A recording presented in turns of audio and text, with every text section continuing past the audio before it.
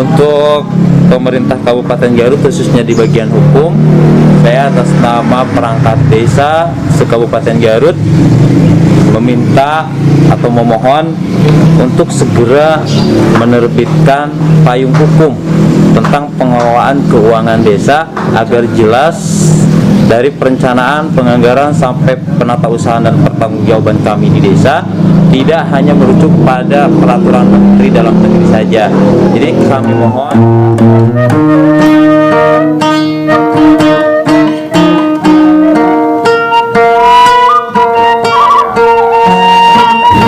ini kembali ke dengan maka pasti itu katanya udah sini dia.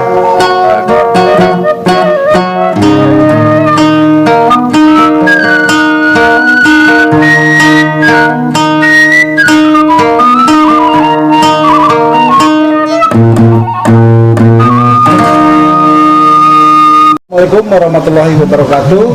Selamat sore warga Garut. Berjumpa kembali di program Guar Garut.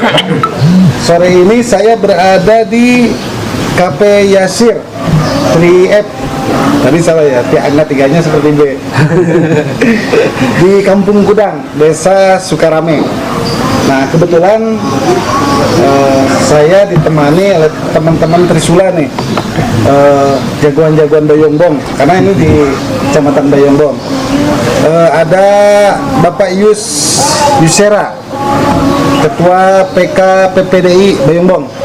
Wilujeng Santan, Wilujeng Santan, Kang Bata, atur nuhun buat biasa hadir di Bayongbong. Terus ada, nah ini abah nih, karena beliau disebut senior, Bapak Deri Kurniawan. Deni ya, Bapak Deni Kurniawan, Ketua Polsekdes. Oh, sekretaris ya? Sekretaris desa. Ya, forum sekretaris desa Kabupaten. Ini kabupaten, tingkat kabupaten. Beliau sebagai sekretaris di Desa Cikedokan, Bayongbong. ya. Oke. Selamat sore. Selamat sore, Pak. Lalu ini ada Pak Asep Sudrajat, Sekretaris PK PPDI Bayongbong. Wilujeng Sonten. Tadi selamat sore nih Wilujeng Sonten. Karena Minang Asep gitu. Kudu nyunda gitu ya. Ini warga Garut, kita akan ngobrol 1 jam ke depan terkait perangkat desa, pemerintahan desa, di mana unsur pemerintahan ke bawah ya, setelah pemerintahan pusat, kabupaten, provinsi, kabupaten, kecamatan, dan desa. Nah, ini ada isu yang menarik, di mana teman-teman di selatan, utara mempertanyakan akan keluarnya Perbu. Itu Perbu nomor berapa ya kemarin tanggal 30 bulan 6 ya? Perbu 34 itu. Oh, Perbu 34 tambahan dari Perbu 31 tentang pengalokasian alokasi dana desa. Oh, itu katanya ada efisiensi atau apa? Mau dijelaskan oleh teman-teman senior nih. Silakan siapa nih? Perbunya apa? Secara rinci. Jangan orang nggak ente. Nah, kaitan dengan efisiensi tersebut, mungkin saya mau menjawab. Memang banyak keluhan-keluhan rekan-rekan di desa kaitan dengan adanya efisiensi, karena otomatis ini merubah tatanan atau perencanaan yang sudah direncanakan, yang sudah diundangkan bahkan menjadi APBDes di desa. Meskipun memang ada tahapan, ada perubahan juga, perubahan Perdes tentang APBDes, yaitu di bulan Juli ya kalau nggak salah, di bulan Juli tersebut. Namun dengan adanya efisiensi ini sangat buat kami ya sangat shock gitu kan. Kenapa sangat shock? Karena di situ yang sangat signifikan pengurangan anggarannya, dari mulai BOP RW, itu non insentif RW gitu kan, insentif RW, BOP BPD yang semula di angka 5 juta, 3.900.000-an, 3.900.000-an sekarang menjadi 500.000. Nah gitu. Itu 1 tahun ya? 1 tahun, untuk 1 tahun. Nah ini secara otomatis ini yang tadinya sudah direncanakan dan sudah bahkan BPD sendiri sudah punya agenda kaitan dengan anggaran-anggaran tersebut. Nah ini ini menjadi salah satu kendala juga terhadap pelaksanaan daripada pemerintahan desa. Selanjutnya di situ ada juga kaitan dengan BOP desa yang semula diangkat 13 juta, yang 10 juta itu menganggarkan untuk BOP desa, yang sekarang menjadi 3 juta rupiah itu dalam 1 tahun. Sementara BOP desa ini tidak ada lagi kosnya. Baik dari DD, dari IP itu tidak ada untuk BOP desa, hanya mengandalkan BOP desa itu hanya mengandalkan dari ADD, sehingga ini berpengaruh juga terhadap kinerja kami di pemerintahan desa. Kaitan dengan operasional yang berkurang, otomatis kan kita kebutuhan kita kertas aja gitu kan, pelayanan, karena pelayanan di desa-desa itu kan dilakukan secara gratis, tidak ada pungutan sama sekali. Pelayanan gratis di desa-desa, sehingga ini secara otomatis ya di kami pelayanan juga mungkin bisa terhambat karena dengan kebutuhan kertas, tinta dan lain-lainnya kan gitu. Nah, ini berkaitan dengan BOP desa. Terus di situ juga ada BOP kelembagaan yang dikurangi, termasuk ya buat LPM, buat PKK, terus buat MUI, Karang Taruna, ada desa siaga. Nah, di sini otomatis kalau berkurang ya mempengaruhi juga terhadap kinerja mereka, apalagi PKK dari yang nilainya kurang lebih 7 jutaan rata-rata di desa yang menganggarkan untuk PKK. Sementara sekarang kalau dilihat dari kemarin gitu, kita baca di Perbup saya itu cuman di angka 43.000, 34.000 ini per tahun. Ya ini sangat miris sekali kan gitu. Yang mana PKK pun sudah punya agenda, bahkan sudah melakukan kegiatan yang mengambil dari BOP tersebut. Nah, ini otomatis secara pelaporan bagaimana kami cara merubahnya ini, karena ini terjadi efisiensi ini seolah-olah di tengah jalan. Itu BOP dan insentif itu dari dana mana? Dari alokasi dana desa yang didanai oleh kabupaten, ADD Kabupaten 2021 itu diatur oleh Perbup nomor 3 yang semula Perbup nomor 3 tahun 2021 tentang pengalokasian alokasi dana desa. Nah, dirubahlah dengan adanya efisiensi dengan Perbup 34 tentang perubahan Perbup nomor 3 tahun 2021 yang itu. Nah, nih pertanyaan lagi nih. Itu kan tanggal 30 ya Perbup. Bisa saja terjadi si desa sudah menerima uang itu dan menyalurkan, ujung-ujung datang Perbup, ada nggak? Ada. Nah, berarti kan di tahap pertama kita membuat SPP ya, membuat SPP surat permohonan pembayaran, yaitu kaitan dengan kegiatan-kegiatan di tahap awal yang akan kita laksanakan. Siltap sudah tentu karena siltap dibayar per bulan. Nah, kaitan dengan BOP pun selain daripada insentif RT RW, ada insentif posyandu, ada juga BOP yang tadi untuk kelembagaan itu yang sudah diberikan, yang sudah dibayarkan. Nah, itu kan sebelum ada perubahan. Nah, secara otomatis kalau contoh misalkan ada di salah satu desa, ketika BOP BPD di angka 4 jutaan, di angka 4 juta, terus kita misalkan 50% dulu, otomatis kalau 50% di angka 2 juta untuk BOP BPD. Nah, ketika ada efisiensi BOP menjadi 500.000, nah ini seolah-olah kita harus mengganti kan, BPD ini harus mengembalikan gitu. Sementara uangnya mungkin sudah digunakan. Nah, ini juga menjadi kendala realita kami di lapangan. Selain kami juga ya mendapatkan pertanyaan-pertanyaan daripada BPD ini. Nah, ini yang harus kami pahami dari pemerintah kabupaten. Ini BPD tahu nggak? BPD tahu, bahkan di asosiasi abdesi juga, asosiasi BPD ini mungkin sudah melakukan langkah-langkah untuk mempertanyakan hal ini juga. Mungkin ada langkah-langkah tersebut di asosiasi BPD juga, dan kami melalui Guar Garut ini mudah-mudahan ini tersampaikan terhadap pemerintah Kabupaten Garut, khususnya DPMD, kaitan dengan efisiensi ini. Kami mungkin sangat berharap sekali hal tentang efisiensi ini dasarnya dari mana. Nah, ini kami yang belum tahu, karena kalau berbicara hak itu udah menyangkut hak desa dengan Perbup nomor 3. Sementara ketika muncul Perbup nomor 34 kami seolah tidak tahu itu harus Harus dilaksanakan kan itu. Terus kami juga berharap dan dari nilai ini dari nilai efisiensi ini digunakan untuk apa? Untuk menutupi kekurangan apa? Secara otomatis kan contoh lah rata-rata di satu desa itu di angka 15 sampai 13 jutaan. Nah dari 421 desa mungkin kami bisa menerima informasi lah apa sehingga kami pun punya jawaban, kami pun paham. Intinya kami bukan mengutik-utik ataupun apa, tapi kami ingin paham gitu kan, ingin paham sehingga kami bisa memahamkan terhadap lembaga juga. Jangan sampai kami terhadap lembaga juga seolah-olah dibenturkan tidak punya jawaban yang jelas karena kami juga tidak memiliki pemahaman itu. Itu ADD transfer ya? Transfer Berkurang nggak? Kan ada perubahan. Terus transfernya berkurang nggak? ya otomatis berkurang. Cuman cuman kan baru sampai tahap 3 ya? Baru sampai tahap 3, tinggal tahap terakhir, satu tahap lagi karena ADD itu cair di 4 tahap. Nah, di tahap terakhir mungkin kami nanti akan bagaimana ini mengalokasikan dananya, merealisasikan anggaran tersebut. Nah, itu. Harus pertegas sampaikan kan publik juga perlu tahu. Bisa saja BPD, LPM dan ada perangkat desa yang belum tahu. Kan karena kita menyeluruh kan kita bicara di sini.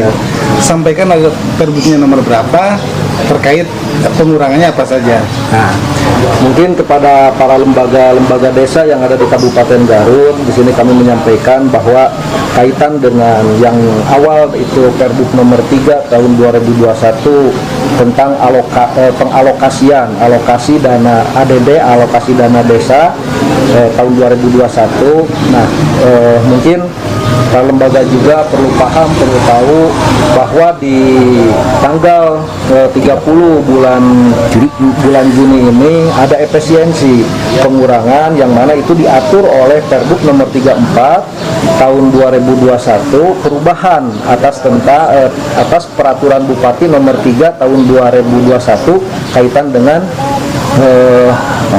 pengalokasian keputusan bupati bukan Perbup. Iya. Nah, ini mungkin juga rekan-rekan juga di kelembagaan memahami sama-sama kaitan dengan ini karena tadi ada pengurangan BOP kelembagaan. Di situ masuknya BOP kelembagaan. Kalau kelembagaan termasuk di situ ada LPM, ada Karang Taruna, ada PKK, ada MUI, ada Linmas. Ini ada pasti akan berkurang kaitan dengan efisiensi. Yang lebih signifikan di sini kita soroti adalah pengurangannya BOP daripada BPD yang semula di angka 4 jutaan sekarang di angka 500.000. Nah, ini juga mungkin rekan-rekan kelembagaan yang ada di desa mungkin memahami lah ketika nanti ada pengurangan anggaran karena ini secara otomatis kami melaksanakan apa yang menjadi tugas kami itu yaitu melaksanakan Perbup. Nah, itu mungkin itu buat rekan-rekan kelembagaan yang ada di Kabupaten Garut. Nah, terjadinya efisiensi itu tentu mengganggu kinerja pemerintahan ya, baik pembuatan pelaporan termasuk penggunaan anggaran yang mungkin sudah dialokasikan oleh lembaga tiba-tiba kan turun itu. Kita pengen tahu nih sejauh mana kesulitan artinya ingin dipertanyakan ke pemerintahan daerah itu apa atas perubahan itu? Ya terkait dengan Perbup nomor 34 tadi, kami belum menerima sosialisasi sebetulnya. Yang tadi Perbup itu diputuskan atau diundangkan tanggal 30 Juni. Tapi DPMD sudah sosialisasi katanya? Iya, nyatanya kita nggak menerima Pak. Saya bingung kan. Nyatanya, kalau Pak itu memang selesai, ini salah di mana? Apa kecamatan atau desa? Nyatanya yang sampai ke desa itu di bulan September. Nah, di sana kami kebingungan dengan keputusan itu tentang BOP kelembagaan senilai 4 juta sekian, 40 juta 40.000, saya persisnya kurang nggak hafal, cuman ada di angka 44 juta sekian. Itu untuk BOP lembaga. Di sana tertulis untuk 6 bulan. Oh, ada ya? Iya. Bingung kayak ini 6 bulan kok. Sementara di APBD itu 1 tahun kita rencanakan. Di sana tertulis untuk 6 bulan. Pertanyaannya, apakah ini keputusannya dikali 2 sehingga menjadi 1 tahun?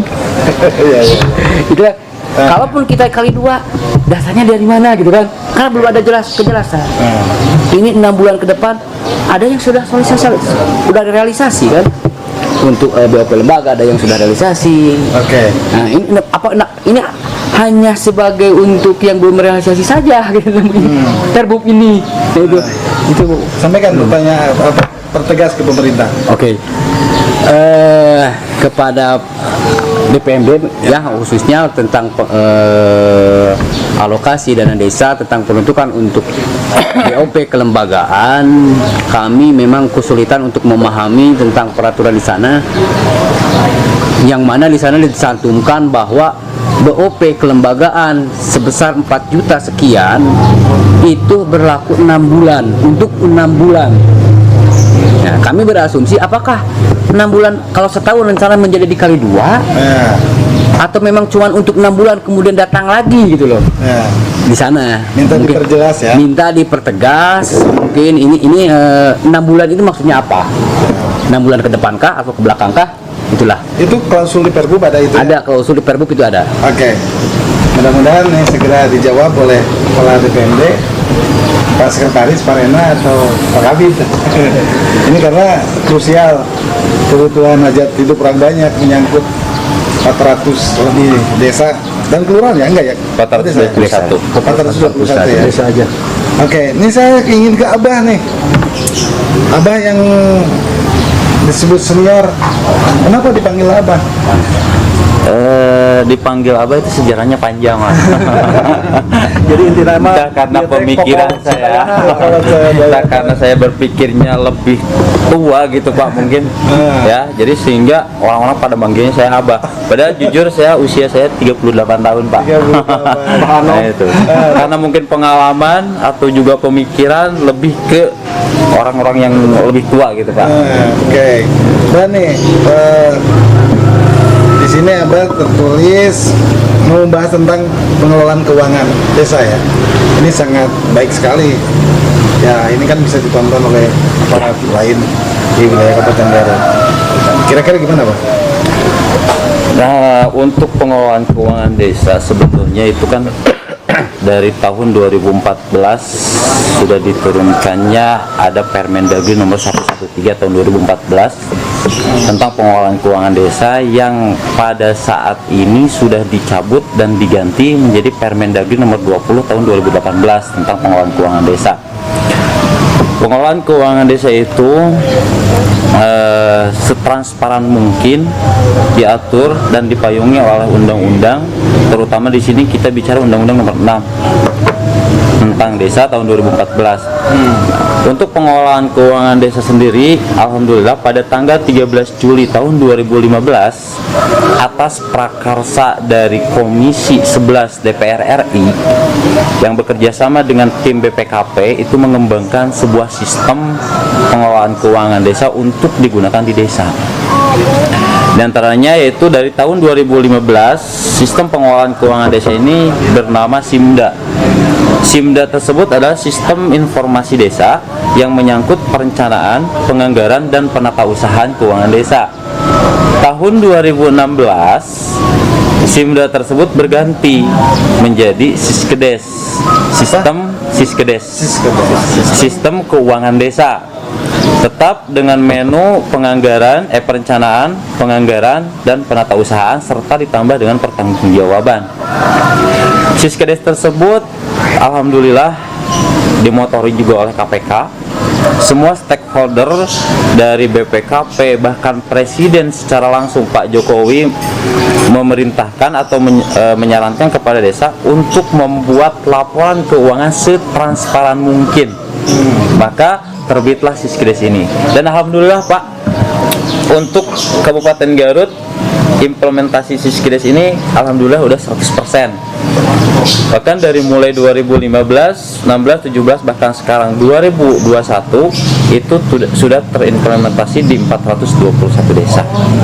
Dan untuk rancangan ke depan tentang Siskedes ini tahun 2022 dengan sistem rilis 204-nya, alhamdulillah Pemkab Garut selaku pemegang atau admin daripada Siskedes tersebut. Sebentar, rilis 204 apa itu?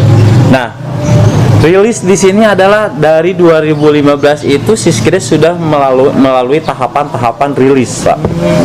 Dari awal Simda terus menjadi Siskdes itu ada rilis 1, 2 sampai sekarang 204. Itu keilmuan Sekdes ya? Ya. Dan di sanalah Pak ranahnya keuangan, Pak. Karena kita mengelola uang, artinya kita bisa mengelola uang, kita bisa mengimplementasikan Siskdes tersebut apabila ada payung hukum. Oke lah Pak ya, kalau kita bicara yang tadi rekan-rekan semua, bahwa payung hukumnya itu jelas. Pengelolaan keuangan desa itu ada di Permendagri nomor 20. Bahkan kita disandingkan dengan PMK-nya, Peraturan Menteri Keuangannya. Itu sudah masuk di Siskdes. Nah, yang tadi rekan-rekan bahas untuk peraturan bupatinya, Pak. Makanya saya minta ke Pemkab Garut untuk segera menerbitkan perbuk tentang pengelolaan keuangan desa yang itu menjadikan rujukan bagi desa untuk mengelola keuangan, Pak. Itu belum ada. Sampai detik ini, dulu waktu 2015 pernah ada draft, cuma belum keluar dan belum terbit. 2015. Ya, Tapi sempat ada ya pengelolaan keuangan desa. draft aja Pak. Kalau dari atasannya ada? Dari atasnya itu dengan Permendagri Pak nomor 20. Permendagri nomor 20 diatur lagi dengan surat edaran KPK yang diturunkan kepada para kepala desa. Terus adanya implementasi SKB dari 3 menteri, Mendagri, Menteri Keuangan dan Menteri Desa, itu sudah ada Pak. Untuk sebuah sistem tersebut. Cuma dalam pengelolaan keuangan di desa tersebut, apakah seharusnya kita terus merujuk pada tingkat yang lebih tinggi, sementara itu kan ranahnya daerah. Yang membedakan kan di sana. Kalau misalkan kita bicara Menteri Dalam Negeri, bicara Menteri Desa, Menteri Keuangan, itu menyeluruh se-Indonesia. Karena kultur desa itu berbeda Pak. Gitu kan? Maka di sanalah diatur dengan peraturan bupatinya. Nah selama ini yang dilakukan bagaimana? Selama ini yang kami lakukan, ya kami merujuk pada peraturan yang lebih tinggi Pak. Yaitu di Permendagri atau Peraturan Menteri Dalam Negeri nomor 20 tahun 2018. Kesulitan ya? Desa-desa. Kalau dianggap kesulitan, memang sulit Pak. Karena ya tadi, kalau bicara menteri itu cukupnya Indonesia. Ya. Sementara untuk kewenangan lokal di daerah, kewenangan lokalnya di desa, itu kami mesti merujuk pada aturan yang mana. Itu di kabupaten lain ada nggak? Kalau yang setahu saya Pak, di kabupaten-kabupaten lain itu sudah ada perbuk pengelolaan keuangan desanya. Karena yang menjadi rujukan kami di sana. Sampaikan ke bagian hukum. Nah, untuk pemerintah Kabupaten Garut, khususnya di bagian hukum, saya atas nama perangkat desa se-Kabupaten Garut meminta atau memohon untuk segera menerbitkan payung hukum tentang pengelolaan keuangan desa agar jelas dari perencanaan, penganggaran sampai penatausahaan dan pertanggungjawaban kami di desa tidak hanya merujuk pada peraturan Menteri Dalam Negeri saja. Jadi kami mohon sekali lagi kepada pemerintah Kabupaten Garut yang khususnya di sini di bagian hukum untuk segera menerbitkan peraturan bupati tentang pengelolaan keuangan desa. Warga Garut ini menarik, terutama saya cukup terkesan ya dengan Abah nih. Ternyata Abah ini selaku ketua Sekdes, Porsekdes Kabupaten Garut, ini karena beliau-beliau ini di Bayongbong. Jadi saya teringat sahabat lama Pak Iman Ali Rahman, regalnya di Kabupaten Garut, sempat menjadi camat Bayongbong dan tiba-tiba menjadi sekda di Garut. Kemudian yang kedua ada Pak Haji Wawan Nurdin, pernah menjadi kepala desa di Bayongbong, tiba-tiba menjadi regalnya di Kabupaten Garut. Nah ini ada Abah MD ini. Jadi di sepanjang ini digunakan oleh Pak Erwin yang sekarang menjabat sekretaris di Indag. Pak Erwin dulu Kabid Pemdes di DPMD. Pak Erwin irisan dari Pak Haji Wawan Nurdin. Pak Erwin juga menggunakan orang Bayongbong. Sekdesnya di Cikedokan. Ada lagi yang akan disampaikan hari ini terkait pengelolaan keuangan. Terkait pengelolaan keuangan, saya cuma bisa berharap Pak untuk semua desa di Kecamatan Garut, di Kabupaten Garut itu bisa mengimplementasikan sampai beres, karena Siskedes tersebut atau pengelolaan keuangan desa tersebut setransparan mungkin, seterbuka mungkin, dan efisiensi, tepat waktu dan juga tepat sasaran. Terus untuk para pemangku jabatan di Pemkab Kabupaten Garut, tolong alokasikan anggaran untuk sistem pengelolaan keuangan ini dengan sistem online-nya. Karena selama ini Pak untuk online terkendala Pak.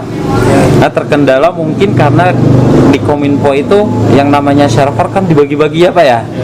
Kadang-kadang kami sudah mencoba untuk mengonlinekan Siskedes di Kabupaten Garut, itu terkendala dengan server yang masih kurang. Tapi sudah berfungsi. Untuk 2020 itu udah berjalan Pak. Sudah berjalan. Ya, cuma fungsi tersebut jadi terhambat karena servernya yang tidak memadai. Dikarenakan untuk laporan di online tersebut kadang-kadang upload satu desa, 2 jam kemudian desa yang A itu yang B-nya itu nggak ada Pak. Yang muncul yang A yang upload terakhir gitu. Nah itu jadi polemik, bahkan jadi pemikiran untuk kami di desa. Toh kenapa pemerintah Kabupaten Garut juga nggak berpikir ke arah sana gitu Pak? Ya, jadi artinya gini Pak, ini merupakan tanggung jawab semua stakeholder, baik itu dari pemerintah pusat, kabupaten, bahkan pemerintah desa selaku operator Siskedes tersebut. Gitu Pak. Karena untuk Siskedes dan pengelolaan keuangan desa ini terinterkoneksi satu ke OMSPAN. OMSPAN itu adalah monitoring yang ada di DPMD. Itu merupakan aplikasi pelaporan penyerapan dana desa yang langsung ke pusat. Nah, untuk hal tersebut di Kabupaten Garut khususnya mengalami kendala karena tidak adanya sistem dengan online di Siskedesnya. Oh, tidak ada ya? Apalagi sekarang Belum ada, belum ada. kabupaten sekarang ada siswa kedes ya. Ya, apalagi di tingkat inspektorat Pak selaku apipnya kabupaten itu BPKB sudah meluncurkan Siswaskedes. Artinya sistem pengawasan keuangan desa. Kami ini diawasi Pak. Ini desa lumayan repot juga ya. Nah, 90 regulasi itu ya. SDM. Nah, itu. Regulasi ya. Makanya Untuk gini SDM, Pak, karena kalau ada yang namanya peningkatan. desa Pak, ini pribadi saya Pak ya. Yang namanya perangkat desa itu berprestasi tidak ada yang memuji. Bermasalah pasti dicaci maki. Itu desa Pak. Dan kami berharap kepada rekan-rekan se-Kabupaten Garut, perangkat desa di Kabupaten Garut, jadikanlah kita selaku perangkat desa bentuk pengabdian dan ibadah. Artinya kalau tidak ada pengabdian, apa yang akan kita cari? Kalau tidak beribadah, apa yang akan kita laksanakan nanti buat bekal di sana? Luar biasa. Terima kasih nih Pak. Nih apa pembekalan buat saya juga nih. Karena sudah lama meninggalkan desa. Saya anaknya kepala desa. Saya ketua BPD dulu. Ketua forum BPD lagi di kecamatan. Tapi sudah ditinggalkan sudah lama. Ini ada tema yang menarik lagi nih. Terkait perangkat desa ya. Terjadinya pilkades. Masih ada praktek-praktek yang dilakukan oleh kepala desa terpilih Iya. ingin mengganti perangkat desa. Ada juga kejadian perangkat desa ikut kampanye Ya. mendukung salah satu calon gitu. Nah, tapi akhirnya ketika pilkades bergulir, pilkades selesai, kepala desa maksa ingin menghentikan perangkat. Coba jelaskan bagaimana regulasi perangkat desa. Terima kasih Kang Tata. Sedikit mengupas kaitan dengan regulasi yang berkaitan dengan pengangkatan dan pemberhentian perangkat desa. Nah itu diatur oleh Perbup nomor 49 tahun 2017. Nah di situ jelas dikatakan baik dari Undang-Undang nomor 6 tahun 2014, terus ada di Permendagri-nya juga yang dulu 83 sekarang menjadi 67 tahun 2017. kaitan dengan pemberhentian dan pengangkatan perangkat desa. Itu di situ dikatakan ada 3 hal. 1, meninggal dunia. Yang kedua itu mengundurkan diri. Yang ketiga diberhentikan. Nah, jadi di situ memang ada kata diberhentikan. Lalu ditambahkan dalam diberhentikan tersebut ditambah lagi pasal. Nah, perangkat desa yang larangan daripada perangkat desa tersebut dengan tadi melakukan tindak pidana yang mana itu sudah terbukti dan sudah di pengadilan dan sudah terpidana. Nah, itu bisa diberhentikan. Terus ada berhalangan tetap selama 60 hari ya, 60 hari 3 bulan. Iya, 3 bulan. 3 bulan. Keterangan yang 2 bulan. 60 hari. 2 bulan. Iya, 2 bulan. Selama 2 bulan tidak melaksanakan tugas secara berturut-turut, inilah tidak masuk kantor secara berturut-turut, nah itu bisa diberhentikan dengan surat peringatan dari kepala desa. Yang selanjutnya itu genap usia 60 tahun. Batas ya. Nah, batas usianya sampai 60 tahun. Jadi perangkat desa itu pensiunnya 60 tahun. Cuman tidak dapat pensiunan. tidak ada tunjangan hari tua. Karena di perangkat desa hanya siltap saja, tidak ada tunjangan itu. Nah, ini sebelum dilanjutkan, boleh nggak masing-masing desa membuat keputusan atau bahwa tiap perangkat desa yang pensiun mendapat tunjangan?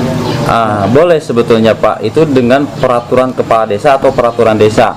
Artinya kita melihat beban daripada APBD tersebut. Karena amanat Undang-Undang Nomor 6 Tahun 2014 sejahterakan desa. Di sana Pak. Jadi kita mengelola desa kita oleh kita untuk kita. Artinya apabila kita menganggarkan untuk tunjangan perangkat desa, boleh daripada pendapatan asli desa.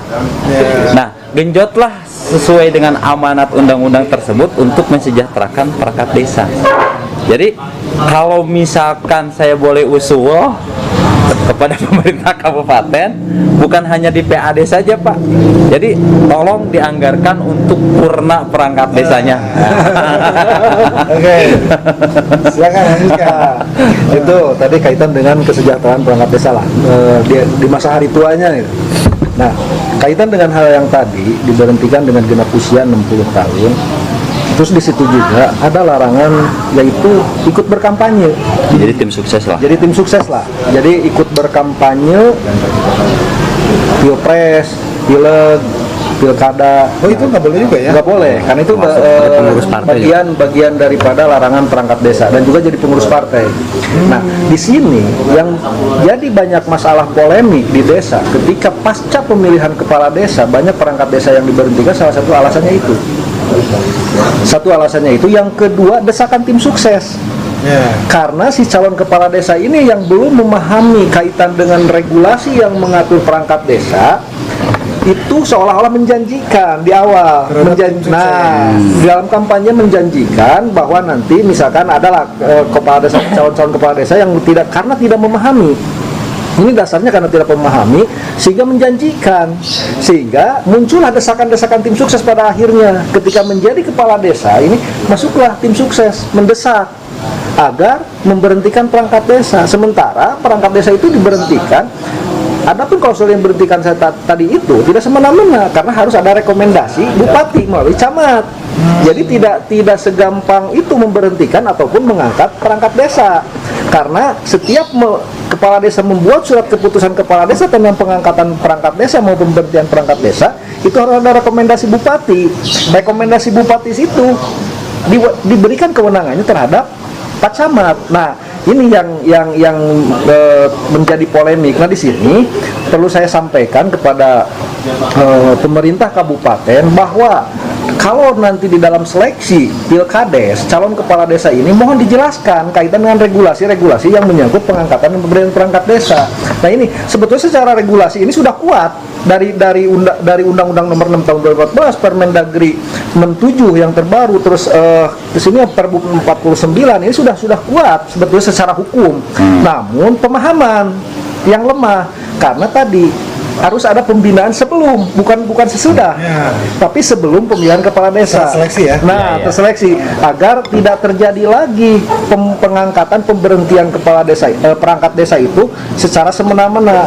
Jadi intinya tolong jangan melanggar regulasinya itu, payung hukumnya itu, sehingga otomatis kalau terjadi hal itu, kami sebagai PPDI akan membela, karena bagian daripada organisasi solidaritas kami di perangkat desa. Ketika ada perangkat desa yang diberhentikan secara sepihak, kami juga akan turun tangan membela. Bahkan kita siap di PTUN-nya. Tapi kan, nah diharapkan kami juga mudah-mudahan bisa duduk bareng dengan para kepala desa. Nah, kami harapkan kita duduk bersama, saling memahamkan lah. Bukan kami artian menjegal kepala desa untuk melakukan pemberhentian secara sepihak kan itu. Karena kami mohon tadi regulasinya kita menjalankan regulasi. Karena selain perangkat desa, kepala desa pun sama punya larangan. Nah di situ ketika melanggar peraturan, kepala desa pun sama. Di situ ada klausul-klausul yang menyatakan bahwa bisa diberikan surat peringatan, terus bahkan bisa diberhentikan sementara apabila tidak melaksanakan regulasi, tidak menjalankan aturan. Nah ini kami mohon agar tidak terjadi lagi ke depan, mungkin pasca pemilihan kepala desa. Kami harapkan kita duduk bersama, kita saling memahami lah kaitan dengan regulasi tersebut, sehingga tadi karena hukumnya sudah jelas, sudah kuat kan itu. Ini rekomendasi Bupati melalui camat ini yang menguatkan kami di perangkat desa. Nah itu Pak Enten yang berkaitan dengan pengangkatan dan pemberhentian perangkat desa, seolah-olah kita ini minim pembinaan gitu. Minim pembinaan, sehingga tadi ada hal-hal pemahaman tentang regulasi, karena ketidaktahuan mungkin dasar ketidaktahuan sehingga orang itu bisa melanggar aturan ini.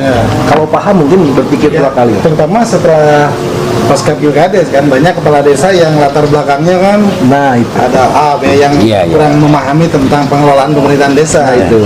Sehingga kalau boleh menambahkan Pak ya, atas dasar tadi bisa nggak pemerintah daerah untuk menambah satu syarat calon kepala desa dengan sertifikasi kepemimpinan misalkan, itu yang diadakan oleh Pemda. Si calon itu baik yang mau menang, calon itu harus ada sertifikasi kepemimpinan, gitu kan? Sehingga itu menjadi syarat untuk menjadi calon kepala desa supaya terhindar hal-hal seperti ini. Dan itu dituangkan di dalam kesepahaman gitu. PKDS nanti. Pak, mungkin kepala desa itu bukan raja di desa. Untuk pemberhentian dan pengangkatan perangkat desa telaah aturan sebetul-betulnya. Kita aja pesan saya. Pak, mungkin kepala desa itu bukan raja di desa. Untuk pemberhentian dan pengangkatan perangkat desa telaah aturan sebetul-betulnya. Kita aja pesan saya. Kang Yus nih, desa kan tidak selamanya utuh kebutuhan perangkat ya. Ada kekosongan-kekosongan. Bisa saja setelah pilkades ada yang mengundurkan diri, ada yang meninggal kan, bisa saja. Atau di saat di tahun-tahun sebelumnya pilkades juga kan tetap kosong kan. Itu bagaimana untuk mengisi kekosongan itu? Ada tahapan-tahapan ya yang dilakukan? Untuk mengisi kekosongan tersebut, kepala desa itu pertama membentuk tim penjaringan, penyaringan, seleksi perangkat desa. Sebentar, ini ada penguasa baru nih. Kita tadi berempat, sekarang berlima. Ini sekdesnya desa Sukarame. Wilayah ini ya. JK. Namanya siapa? Jujang Kusnada Pak. JK. Panggilan mah JK Pak. Kita Yusuf Kala Pak. Yusuf Kala. JK. Kalanya banyak ngomong ini Pak. Silakan. Nah itu kan. Ada tahapan-tahapan yang harus dilaksanakan oleh kepala desa untuk menerbitkan surat keputusan kepala desa tentang pengangkatan perangkat desa tersebut. Salah satunya yaitu tadi membentuk tim penjaringan penyaringan perangkat desa, dan juga dibuatkan perkades atau perdesnya tentang pengangkatan dan pemberhentian perangkat desa. Tim jaringan itu dari mana? Tim penjaringan itu bisa dari tokoh masyarakat desa juga bisa dari maksimal 9 orang. tokoh kepemudaan, tokoh keberagaman yang ada di desa tersebut di SK-an. Nah, itu di SK-kan oleh kepala desa untuk menjadi tim penjaringan. Nah, di situ mengumumkan bahwa di desa itu ada kekosongan jabatan, misalkan jabatan kadus, jabatan seksi, kepala seksi, jabatan kaura itu. Nah, itu setelah itu menerima lamaran sesuai dengan sesuai dengan regulasi, sesuai dengan persyaratan-persyaratan yang dibutuhkan. Nah, setelah itu diajukan terhadap kabupaten untuk dilaksanakan seleksi, karena seleksi ini dilaksanakan oleh kabupaten. Ini sudah ketentuan ya? Sudah ketentuan. Jadi nanti ada seleksi secara tertulis oleh pihak kabupaten. Nah, itu naon itu ngaranna teh Sep? Soalnya ini dari DPMD yang tersegel kan itu. Nanti itu ada praktek juga nah di sana. itu ini seleksi. Nah, hasil seleksi itu nanti ditentukan. Kalau misal kebutuhan kita ini 3, ada kekosongan 3, terus ada 17 atau 2 sampai 20 gitu kan ada yang mendaftar. Nah, di situ diseleksi itu mana yang lebih tinggi. Nah, itu diberita acarakan. Setelah diberita acarakan disampaikan ke Pak Camat untuk mendapatkan rekomendasi bahwa yang lolos seleksi ini si A, si B, si C. Yang tadi Nah, saya itu katakan yang tadi disampaikan oleh Abah. Nah, ini menjadi dasar Pak Camat ini untuk memberikan rekomendasi. Di sebelah tadi siang kelihatan ada kolam lele. Nah, termasuk ini ada produk-produknya. Ada di sini nggak pemiliknya?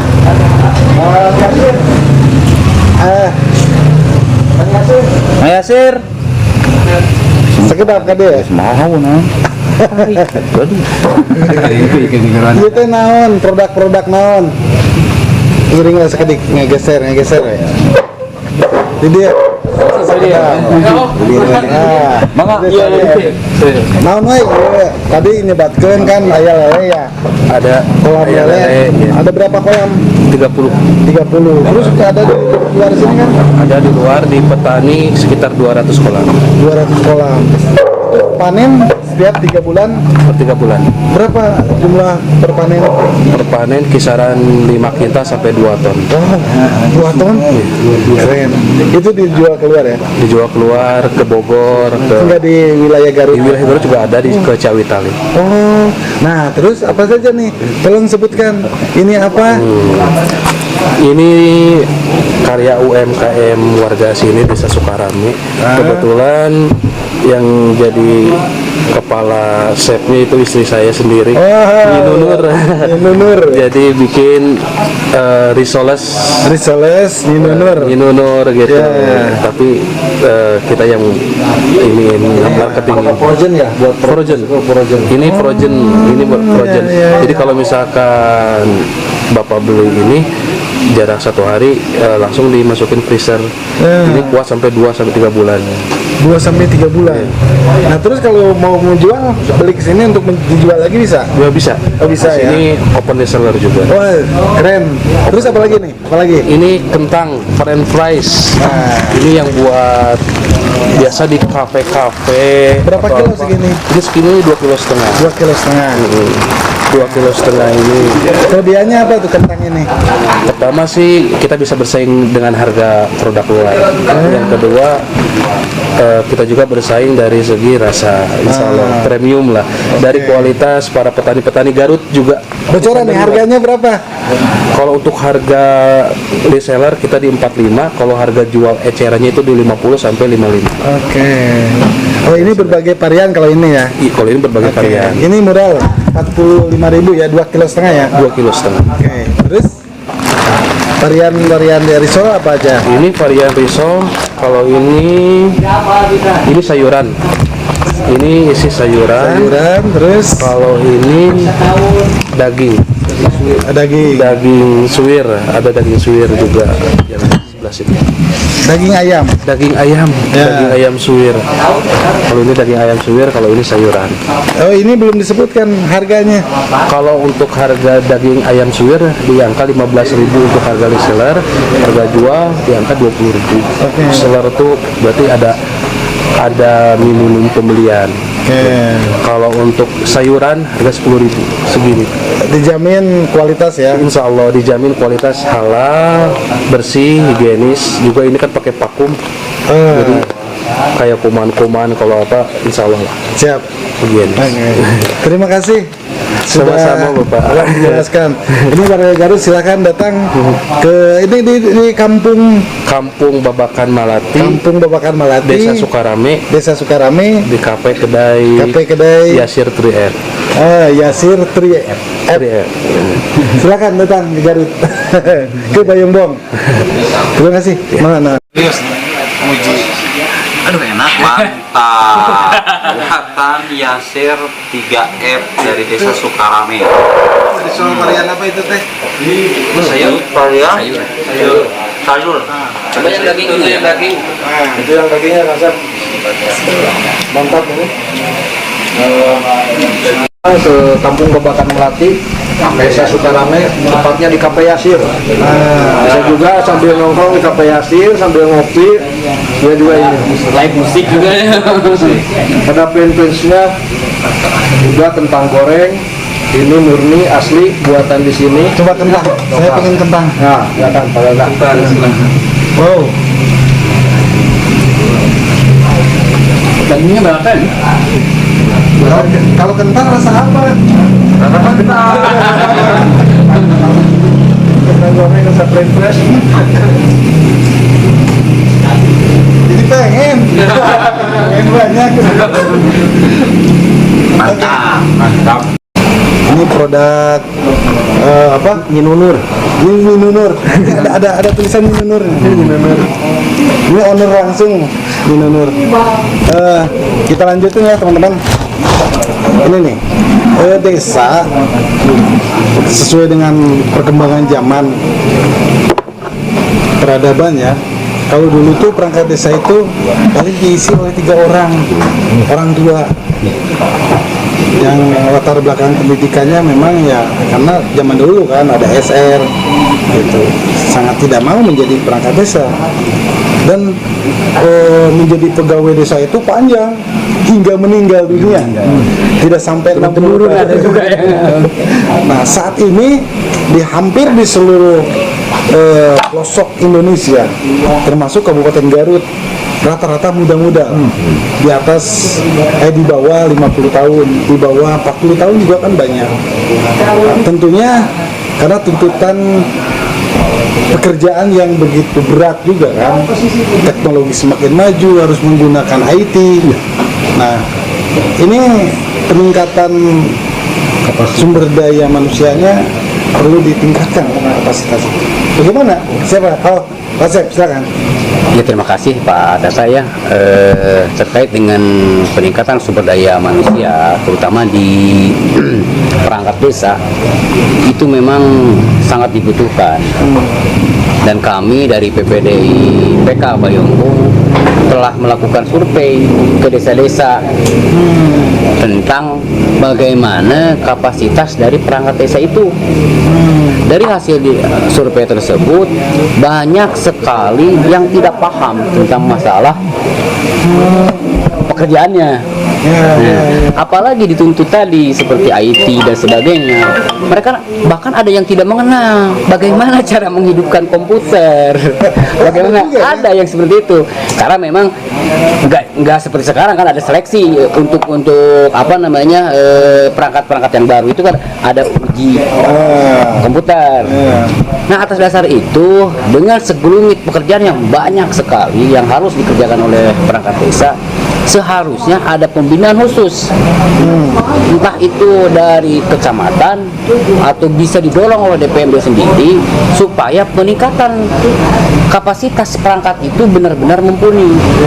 Karena kenapa? Untuk menjalankan program-program yang harus dikerjakan, untuk menjalankan pekerjaannya, kalau tidak ditunjang dengan kemampuan, bagaimana bisa? Nah seperti itu. Nah kami berharap kepada DPMD lakukanlah pembinaan secara berkala, gitu, dengan melibatkan apa namanya kecamatan atau langsung terjun langsung, silahkan itu mekanisme nama penginten giringan gitu ya. tapi harus ada perhatian lebih gitu Ya. tentang peningkatan kapasitas. Nah, sebentar Pak. Di perangkat desa kebutuhan di desa itu berapa orang? Kebutuhannya itu 10 kalau misal. Oh, 10 ya? 10. Bisa disebutkan nggak?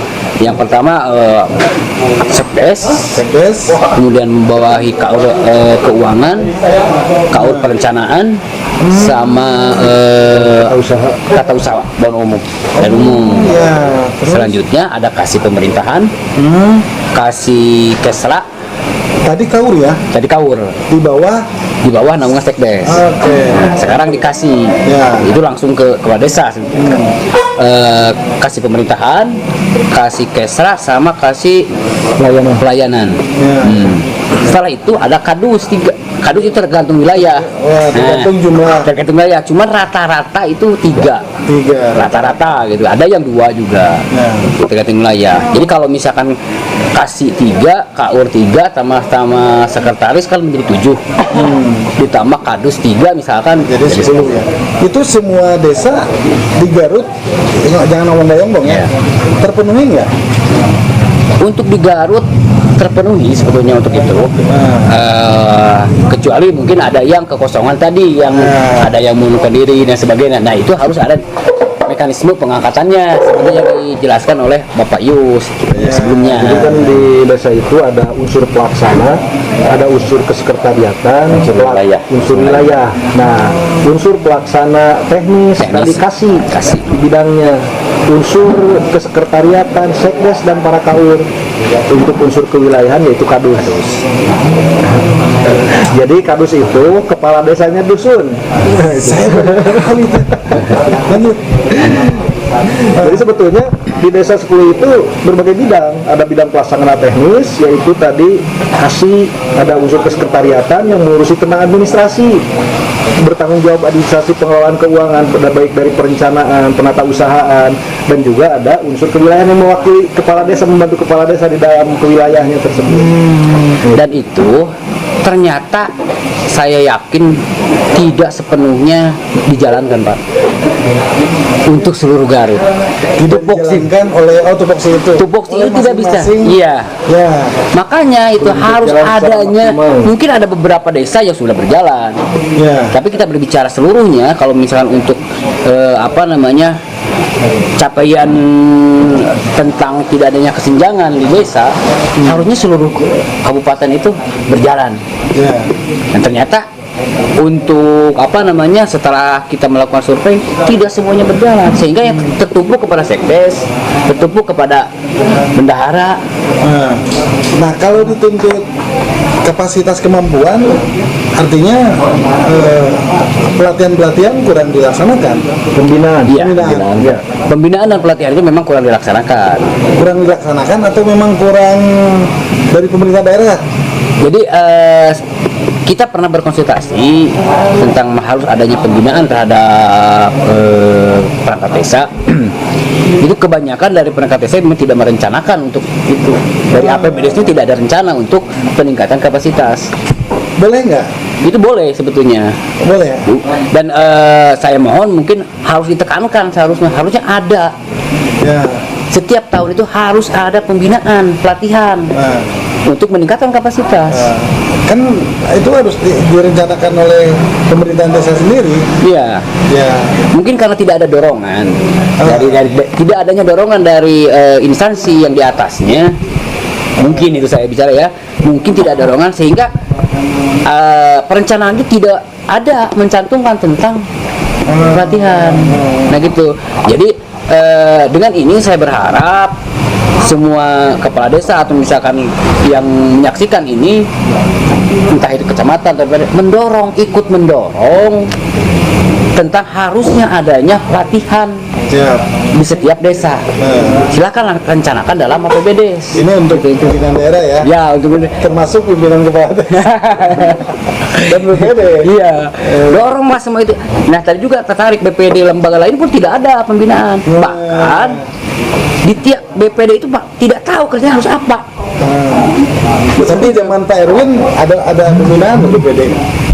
Ya, zaman-zaman Pak Erwin juga ada. Sekarang ada nggak? Nggak ada Pak. Belum ada Pak.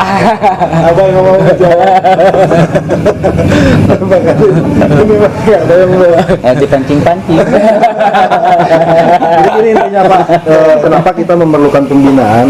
Karena tadi kita itu dituntut profesionalisme dalam media.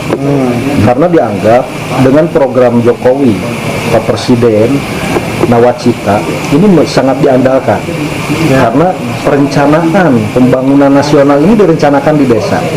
Kaitan dengan perencanaan pun kami sangat mendorong sekali dengan tadi pembinaan. Terus kaitan dengan perbuknya juga peraturan bupati tentang perencanaan di desa. Karena kaitan saat inilah kami belum begitu memahami kaitan dengan SDGs. Sementara Permendes 21 tahun 2000 Permendes 21 tahun 2020 ini terarah bahwa perencanaan di desa itu harus mengikuti atau Pencapaian SDGs. pencapaian SDGs. Sementara SDGs itu apa? SDGs itu Of Development Goal. Development Goal itu perencanaannya 30 ya. Karena itu kan ada 18 kriteria. itu kan program dunia Pak. SDG salah satunya Indonesia masuk di situ. Masuk di situ. Jadi perencanaannya diharapannya itu pemerintah pada tahun 2030 itu tercapailah SDG. Ini para pejabat perangkat desa, ini season terakhir ya. Saya pengen singkat-singkatnya jawaban. Berapa sih tunjangan perangkat desa? Sekdes beda nggak sekdes dengan kasih yang lain? Beda. Ada siltap, ada tunjangan. Oh, ada siltap, ada. Kalau siltap itu untuk setara dengan golongan 2A ini. Untuk perangkat desa ini mulai 2018 ya, Bang? 2018 itu setara golongan 2A. Untuk sekdes di angka 2.224.000, untuk 2.224.000 ya, sekdes. Untuk kepala desa di angka 3 juta. Terus untuk perangkat desa di angka 2 jutaan. Nah ini kalau berbicara sejahtera, ini kan belum sejahtera dengan daya beli sekarang kan gitu. Kalau kita cashback ke belakang 470.000 di tahun 2013 masih sejahtera 470.000 di tahun 2013 karena daya belinya. Kami belum dikatakan sejahtera. Kenapa? Karena tadi dengan operasional kita aja sehari-hari dengan nilai 60.000 itu operasional kita baik ke desa baik di lapangan itu tidak mencukupi sebetulnya. Nah ini ya kami harapkan tadi untuk kepala desa dan perangkat desa ini ada semacam lebih lah. Ya berharap mah 10 juta untuk kepala desa gitu kan para bupati, dan untuk perangkat desa gitu yang kisaran 7 juta, sehingga kami akan betul-betul fokus dan profesionalisme dalam menjalankan tugas kami. Idealnya berapa? Ya kalau idealnya sih di angka kisaran kepala desa 5 juta juga sudah cukup. Perangkat di angka 4 jutaan lah. 4 jutaan sudah cukup sebetulnya. Nah, ini ya harapan-harapan kami ke depan, selain daripada profesional kami, kinerja kami juga, kami sangat butuh sekali kesejahteraan bagi kami dan ada juga tunjangan. Saat ini tunjangan yang didapat hanya dari IP saja. Oh, tadi siltap. Sekarang tunjangan. Berapa tunjangan? Tunjangan itu untuk kasih 1.750.000, untuk sekdes 2.250.000, dan untuk kepala desa 3 juta. Itu satu tahun sekali.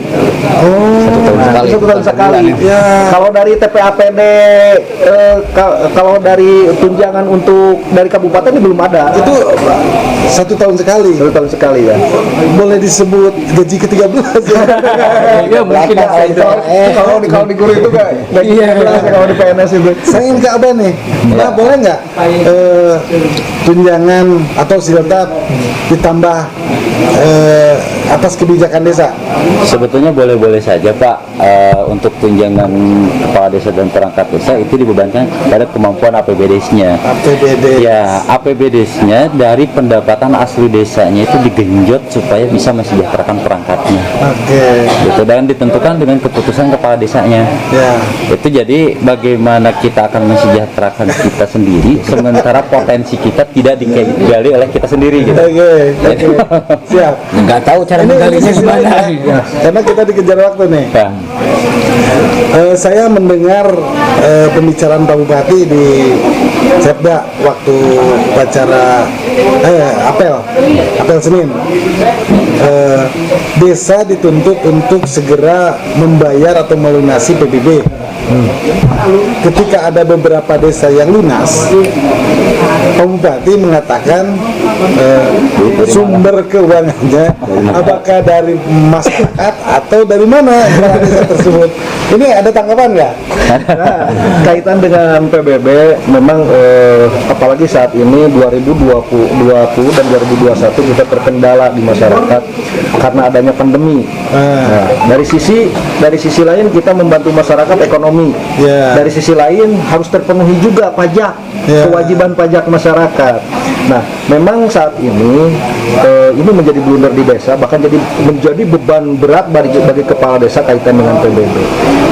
Ya alhamdulillah sebetulnya dari masyarakat itu ada capaian di angka 70-80%, dan sisanya itu dibantu dari saku kepala desa itu sendiri.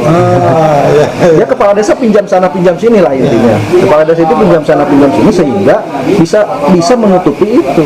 Namun diharapkan dari khususnya dari Bapenda, dari Bapenda ini ada sosialisasi langsung ke masyarakat. Selain sosialisasi ke masyarakat kaitan dengan sadar pajak, nah ini diharapkan juga ada bimbingan bagi perangkat desa, bagi para kolektor yang ada di desa yang ditunjuk oleh kepala desa menjadi kolektor. Ini diharapkan ada bimbingan secara intens pembinaan untuk bagaimana bisa menggenjot nilai pajak dari masyarakat sehingga beban desa ini dapat berkurang dan bisa membayar PBB ini kepada pihak kabupaten tepat waktu. Nah itu diharapkan ada perhatian khusus lah khususnya dari Bapenda bagaimana cara menyadarkan masyarakat ini agar senantiasa tadi sadar akan pajak kan itu. Bantulah kami gitu. Bantulah kami. Intinya desa ini jangan hanya ditagih saja gitu kan. Selain ditagih, bina kami, bantu kami dalam mensosialisasikan bagaimana jadi warga yang taat pajak gitu. Satu lagi mungkin Pak, tentang pajak, pertama mungkin ke Bapenda tolong lampirkan juga bukti pajak yang membayar mandiri ke desa. Itu yang pertama. Yang kedua, tolong dicoret ada daftar pajak yang TO. Itu tidak, SPP-nya ada tapi objek pajaknya nggak ada. Kalkulasi perhitungannya termasuk itu kan. Tolong kalau itu kita bisa melampirkan ini daftar yang TO, misalkan ini nggak usah bayar pajak karena nggak ada. Nah itu ada seperti itu. Mudah-mudahan Bapenda dapat menjawab nih. Ini terakhir nih, karena kita sudah habis melebihi beberapa menit. Closing masing-masing 1 menit. Silakan dari Pak Yus dulu.